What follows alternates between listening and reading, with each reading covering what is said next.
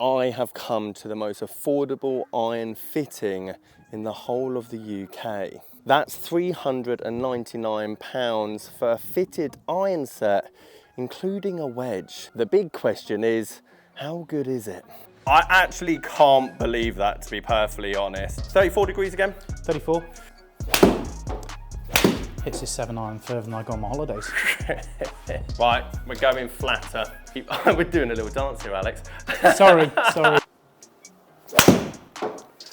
She's the one, mate.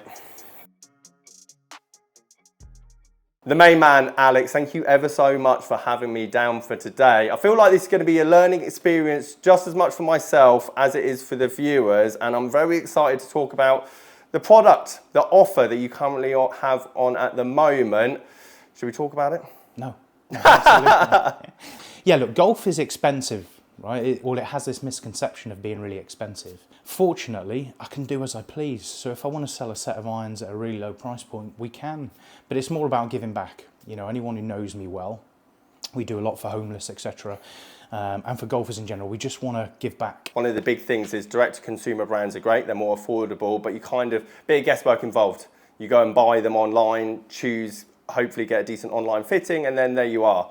These, however, fitted in person with yourself, Yep. And I'm excited to learn from you today. I think we should show the two types of irons, because I've briefly seen them. I think they look better than what they do online. I think it's about time we go and show the guys what we're working with today. Happy days. So we've got the two heads, the CTI, which is form forged, and then you've got the RS1X, which is forged from 1025C, super buttery soft.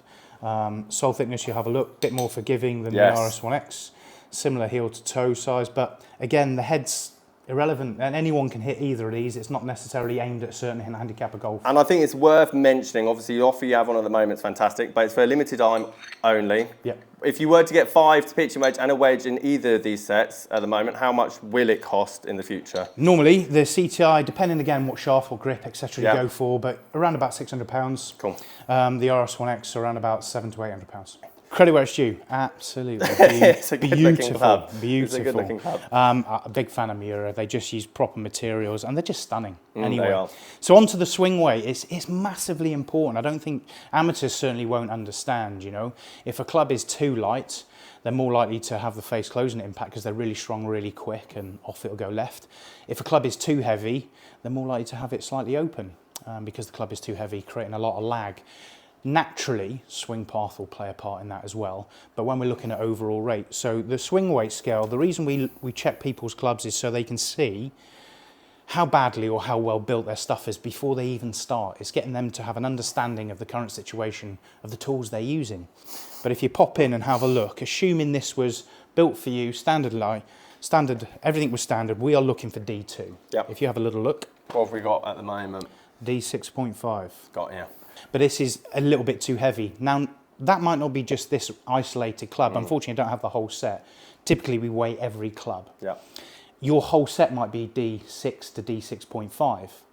Now, as standard for us, we allow 0.3, so that's 0.3 of a swing weight between each one, which is less than half a gram. Yep. That's how tight our tolerances are. And one of the big things that the reason I messaged you, I wanted to come down, is that obviously I'm about value. I talk about £400 set of irons all the time. I'll even pop up some £400 set of second-hand irons here. However, you're not going to know your loft and lie. You're not going to know what shaft you want. You're not going to know the tolerances are down to the minute detail. And as PJ Pro, I know as well, the tolerances in our game's massive. Yeah. Even on £1,200 set of irons. It's huge. So it's one of the reasons, again, I want to come down and also film this, because that is outrageous value even if we put the price to one side. So again, what we're doing here, just checking the loft. Again, production tolerances. Every brand has a plus or minus 1 degree. For me, that is outrageous. There should be a 0 tolerance. So if we tell you your clubs are going to be half inch upright, half a degree upright, half degree flat, that's exactly what they're going to be. Now, a typical lie angle for a 7 iron should be, some brands vary, a bit like shoes in shops vary. A 10 isn't a 10 in every shop. Extra large t-shirt isn't an extra large. You would not believe I'm wearing a medium t-shirt right now. But ours are 61.5. So if we have a look here, here's your lie angle for this is 62.5. So that may well be standard based on Miura. Yep. Okay. The lie angle, again, it's a moving part. I'm not overly fussed about lie angle because we can check that at the end. The big one for me is this, loft. So the loft of your Mura, and to be fair, the reason I like Mura again is their lofts tend to be traditional like ours. And a traditional 7-iron, for those who don't know, should be 34 to 36 degrees. Yep. So not just because you've got 7 on the bottom doesn't mean it's a 7-iron. We have a lot of 7-irons come through here, that 5-iron loft, and that will play a big factor on the spin rates. Added note, Alex makes a great coffee. Does a coffee come included with the fitting? Nah, I'm sure we can swing that. So yeah, we're just going to get you loosened up, and when you feel ready, we're going to clear that, then capture data, and we'll get you hitting another 10 to a dozen shots with your club, and we'll get the data. Brilliant, let's have a look. She's a bad one. And is that your typical... Yeah, but you're right, that if I'm going to the golf course and I'm missing it left. That's what's happening. I can push it around a golf course, you know what I mean?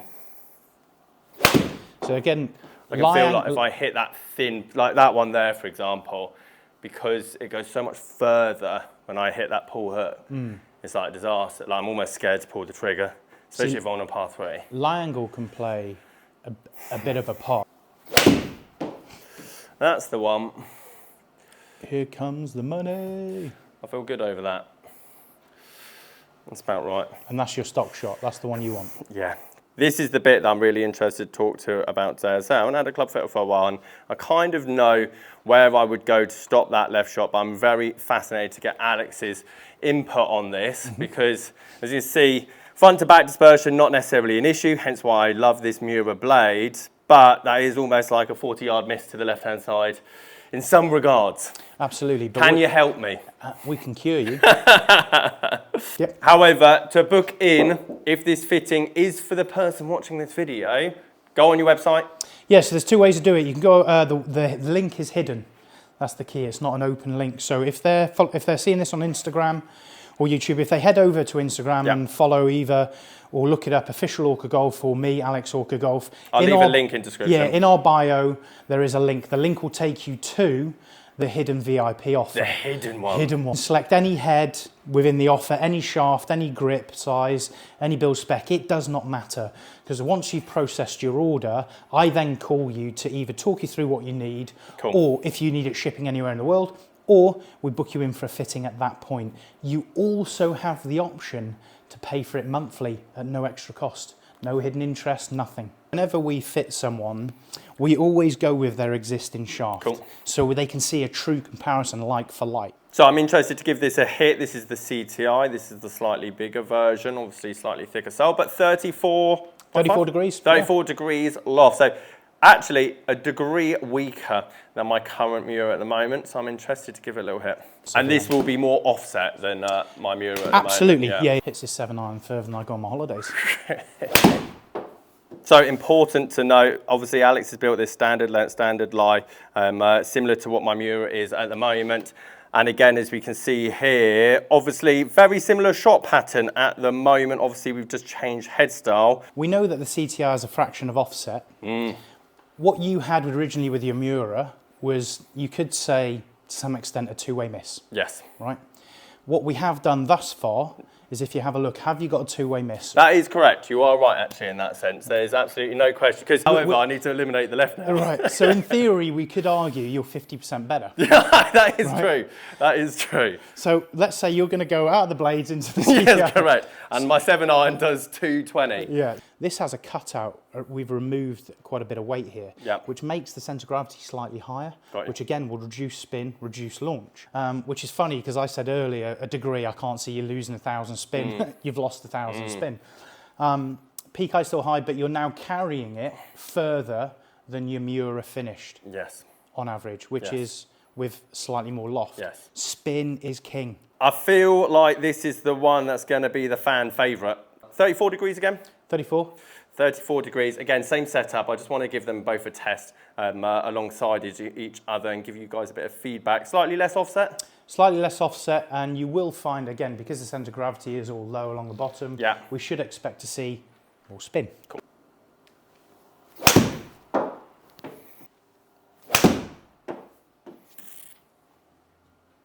Nice hit. Thanks. this is where it becomes a nightmare, isn't it? Because now I'm just fixing it myself. I'm just like screw that swing. Let's just hit this straight. But again, for someone of your level, you know what you're doing. An amateur off of 14, 18 Correct. wouldn't. And I think that's also another important factor as well, in the sense of when is it a great time for fitting?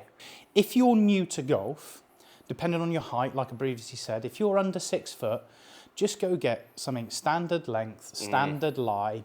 And if you're strong, if you're a strong broad lad, get a stiff flex because it will help you. To cover the bases. Yeah. If not, get a regular. Yeah. If you're over 6 foot, get something, you know, if you're 6'6", you're going to need a lot longer. Yes. But if, like me, you're 6'3", go get something half-inch, standard lie.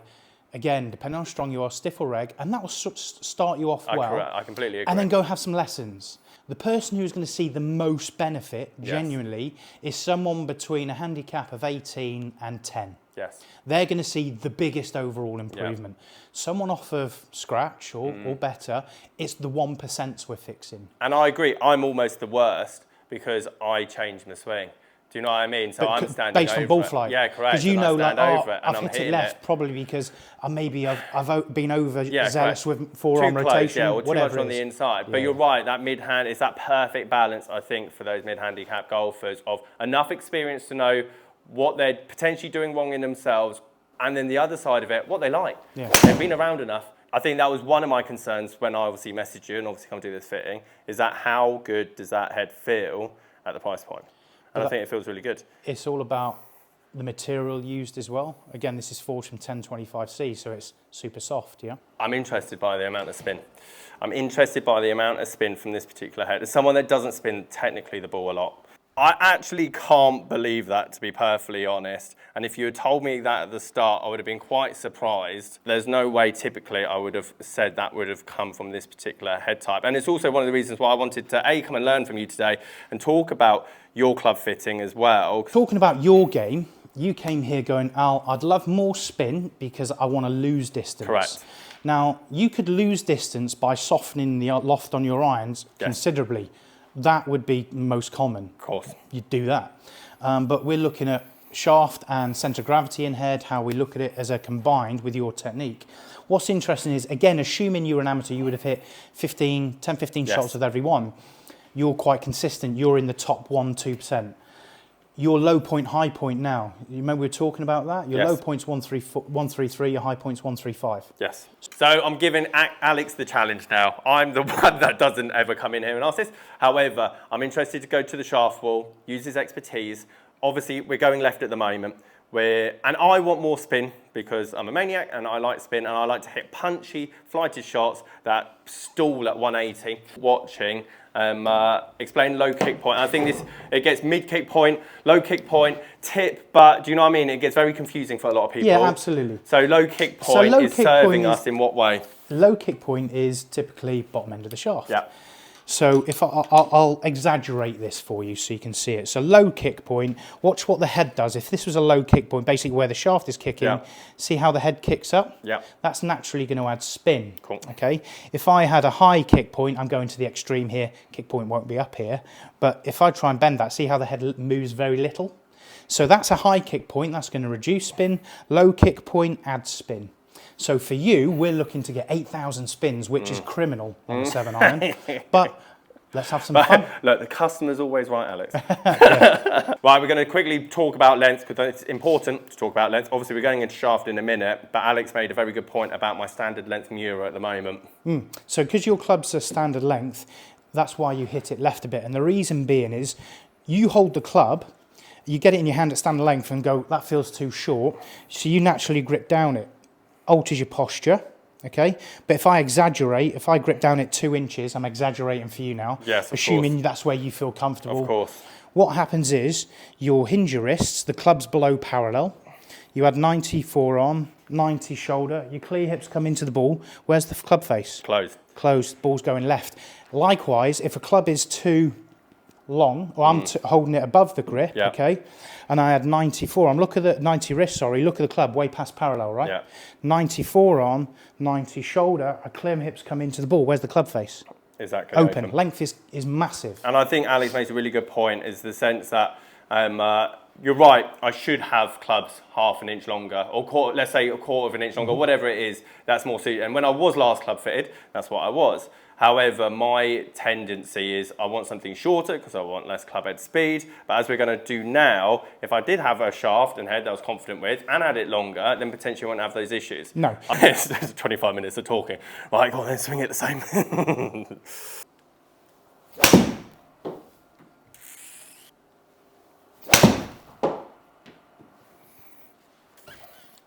Now he's fixed his hands and he's like launching it. Yeah, I know, exactly.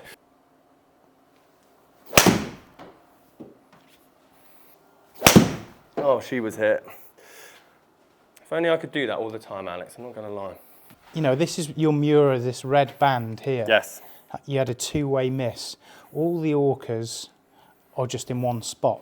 But we know why. We talked about the length of your clubs, yes, having an effect on that, and lie angle as well. If we have a look at your overall spin, 7,000. So the RS1X, both you've hit, the spins have been just over 7,000. Yes.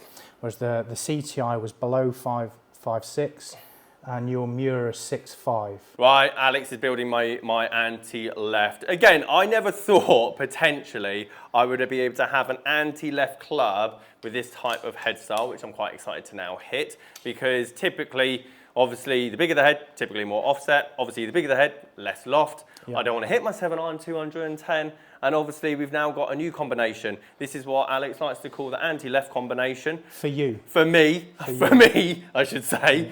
And I'm interested to obviously give it a hit. What are we working with? So we know your current club's the standard length, which allows you to overhinge, yes, which makes the club face closed impact for you, okay? That's not to say that's everyone. No. If your swing was out to win, it'd be different, yes, okay?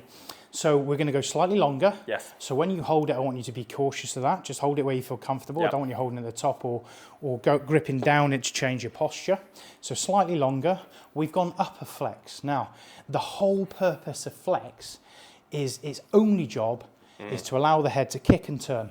Yes. Whether softer flex will allow that, firmer flex will negate that. Yes. For you, we want to try and stop that, so we've gone upper flex, we've gone from stiff to X. Still on the Nippon modus, Nippon NS Pro shaft, and I'm now going to go flatter lie.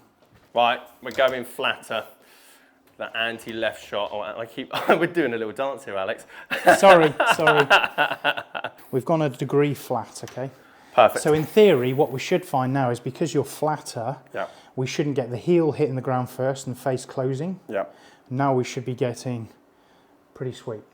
So remember, we've made it slightly longer. Cool. We've gone upper flex to X, and we've gone flat. I feel more confident over this. Okay. I feel a lot more confident over this already. Well, she was anti-left, mate. That's what I've asked for. That's what I've got. She's the one, mate. Nice. I'll ask again. Is it going left? No, exactly. But I think this is really important. I think this is what I want to come across as well, is that I know what I want after being in this game for 15 years, what I want from a club fit. How can we build a club yes, to get you better dispersion, better ball flight, distance and carry, as well as give you the game you want? Correct.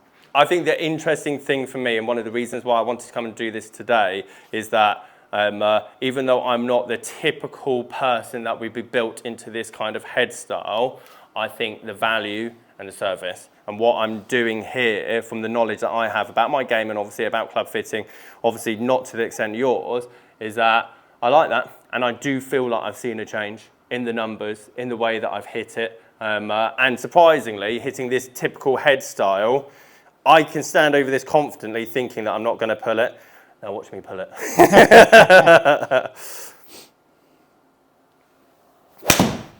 The thing is, the data doesn't lie. No. You know, everything we do here is backed by the data.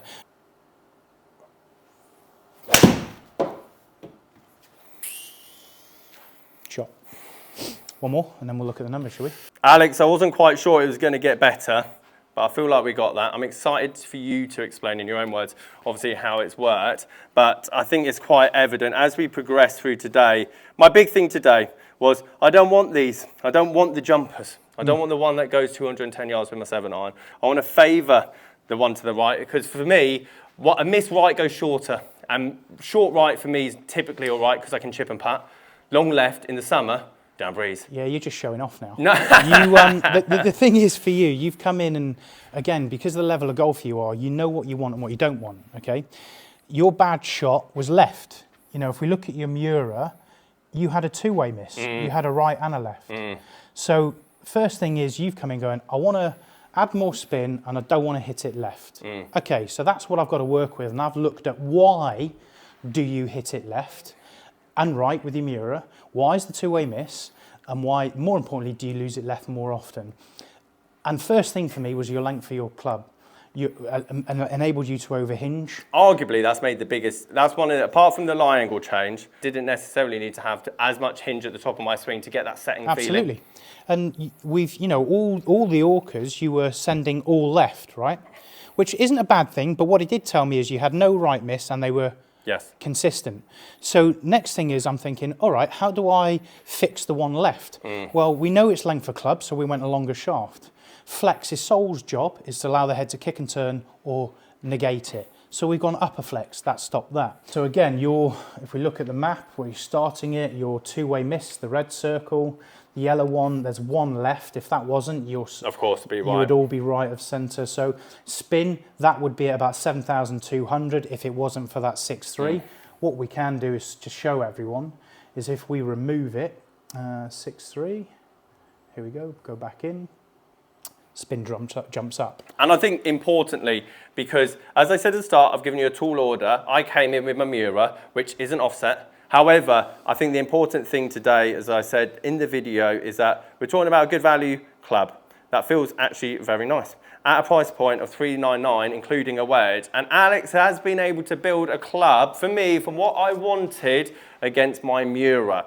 Alex, it's been a pleasure. Thank you for obviously having me down today. As I said, the offer for me was the main reason that I wanted to come down and show the people watching the channel, because I have to say, it feels like a no-loss situation in this time span. I find it the whole reason for my channel is to build people into second-hand clubs close enough around 300 to 400 pounds. That is my fitting, that is everything else. And for the short amount of time you're doing this offer, I feel like you're doing me one better with the product and service you're providing, and it's been a pleasure obviously coming down and hitting a few balls with you today, mate. Mate, it's been mega having you in, appreciate it.